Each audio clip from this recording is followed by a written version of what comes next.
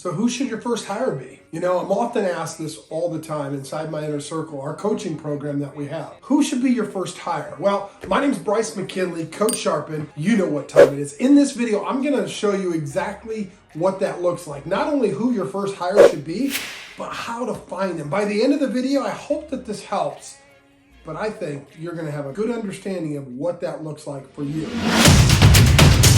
If you don't know Bryce, he's crushing it. He's doing over 50 wholesale deals a month. So you're probably wondering, who should my first hire be? If you're watching this video, you've often wondered, like, who is the first person that I should hire?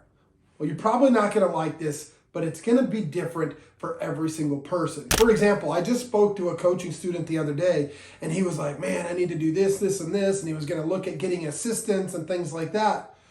But he hadn't mastered the process. He hadn't fully understood what his business was, how he operated, and where it was going. He did not understand the entirety of the process. So what did he understand? He understood the acquisition position. He understood the front end side of the business best. What better way to start than hire somebody to duplicate and replicate that so he could move on to the next. Now, maybe you've mastered the process. Maybe you're wholesaling 5, 10, 20 deals a month consistently, and you're wondering, now, who is my first hire? It's gonna be different for you than it is the guy next to you or the lady next to you. It's gonna be different for everyone.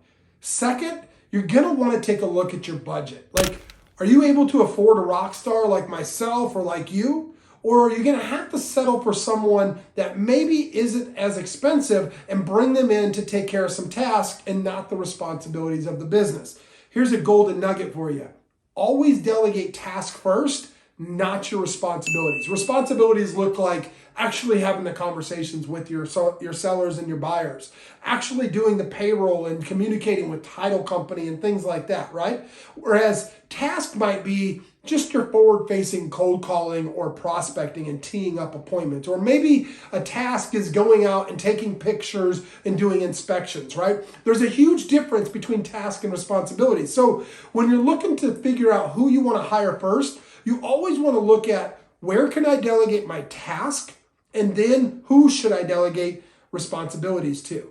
If tasks are the first thing that you need to get off your plate, you probably want to look for the person that's best suited for that.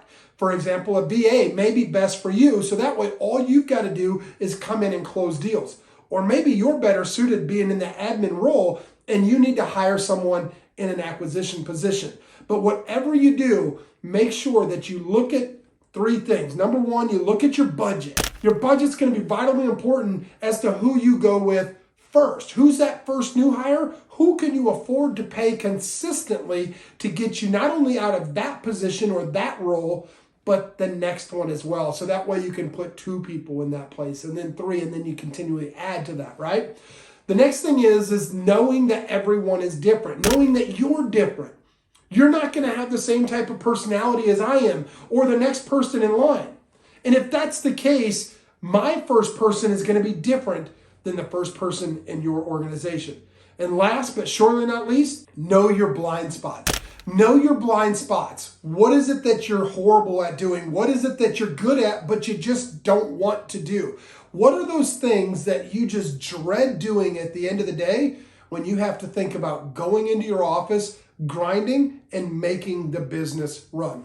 Give you an example. Me, I absolutely hate responding to emails and connecting and text messaging people. Do I do it? Yes, I do, because it has to be done, right?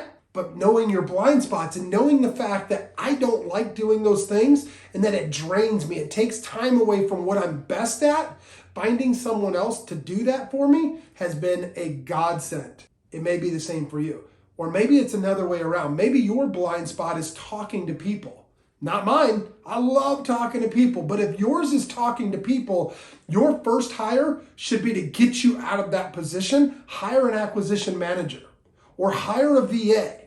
And those 2 roles are very different. So be very cautious as to who it is and know that you're different. And I believe that different's better than better. So don't beat yourself up. Don't overcomplicate this. Find the first thing that you hate doing in your business, but you know it has to be done, and hire a person to fill that position. whether it's an assistant, a virtual assistant, or an acquisition manager, whatever it is, just don't do nothing. Replace yourself first in whatever that position looks like that is holding you back from being the best version of yourself. Hey guys, Bryce McKinley here, Coach Sharpen. You know what time it is. I want to personally thank you for watching these videos. You see, you might want to subscribe to this channel, and I'm not just saying that to get more followers, but the knowledge that I drop, I guarantee you won't get anywhere else. You see, the information that I give is not just the fluff that every other guru and guru talks about. You might want to stay alert for what's happening next. So, subscribe, hit the notification bell to keep you posted. You're not going to want to miss what I drop on this channel. Every